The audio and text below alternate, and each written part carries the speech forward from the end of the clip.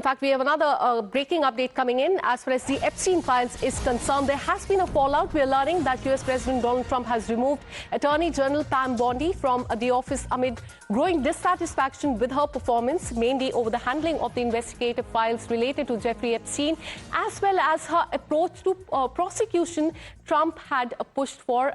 In fact, he had also grown frustrated with her for not moving swiftly enough to pursue criminal cases against the political critics and adversaries as well, a factor that further eroded her standing. So as far as the Epstein files are concerned, there has been a fallout. Donald Trump has removed Attorney General Pam Bondi from office. On that, let me get you more perspective and go across to our consulting editor, Srinjoy Chaudhary. Good morning, Srinjoy. There has been a fallout in the United States. Pam Bondi, who is Attorney General of US, she has been removed from office. There was growing dissatisfaction with her performance, but we're learning, as per the US media, this is mainly over her handling of the investigative files that are related to Jeffrey Epstein. Give us more details on that. The Epstein files are a huge time bomb, and occasionally these things keep happening because Pam Bondi was appointed by President Trump just over a year ago. And why is he dissatisfied is the question.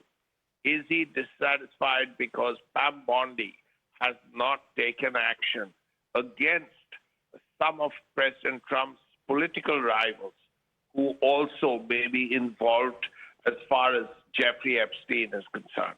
We don't know the real reason, but this is what is being talked about. Nevertheless, this is something that is worrying the president's office and the U.S. administration, because the Epstein file has so much material on so many people over such a long period of time that it could be a major problem. So as a result, you see these things happening. Pam Bondi, who had overall control over the files and what was put out, and then what action was taken vis-a-vis what was known and in the public domain, now has had to pay the price. We don't know exactly why she was sacked, but there is a point of view which suggests that she didn't take adequate action against President Trump's political rivals who may have been involved with Jeffrey Epstein. Absolutely. In fact, there has been a shakeup involving some key names in the latest. Srinjoy, we're also learning that the U.S. Army chief has also been asked to step down. What is the reason behind that as well? Well, more than the reason, it's the timing which is very concerning. Right. Here is America at war with Iran. 35 days of war, which is a major war. Israel also involved. All three forces, the Navy, and is also there, 3 aircraft carriers and so on. And in the middle of it, you ask the army chief to step down.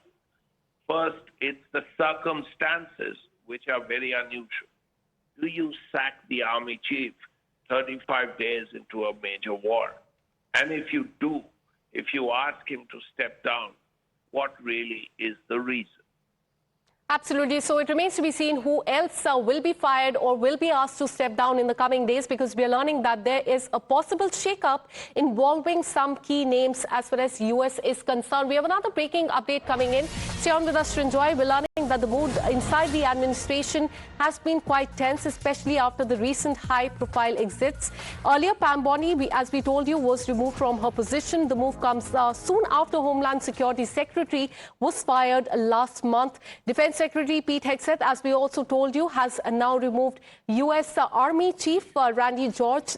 He has been asked to step down and he has been given a retirement as far as U.S. is concerned. And now we're learning that there's a possibility that Kash Patel, FBI director, could be next. Srinjoy, tell us more about that. There has been a shakeup involving some key names. There has the Attorney General has been fired. U.S. Army Chief has been asked to step down, and we're learning that Kash Patel could be next.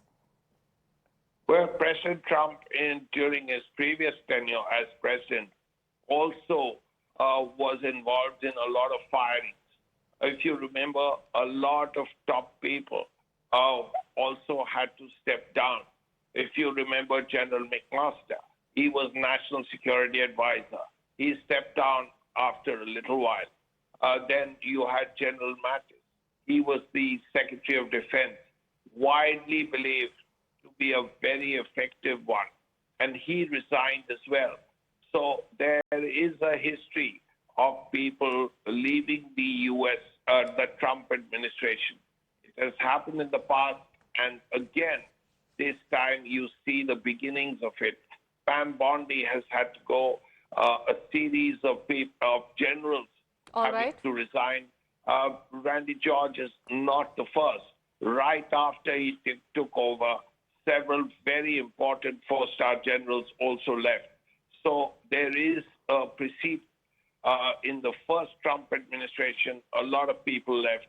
This time, too, we see that happening. All right, so more names are also under the scanner. It remains to be seen whether FPI Director Kash Patel will be the next one. Thanks so much, Enjoy, for getting us all those details. With this, a very short break. More news and updates on the other side.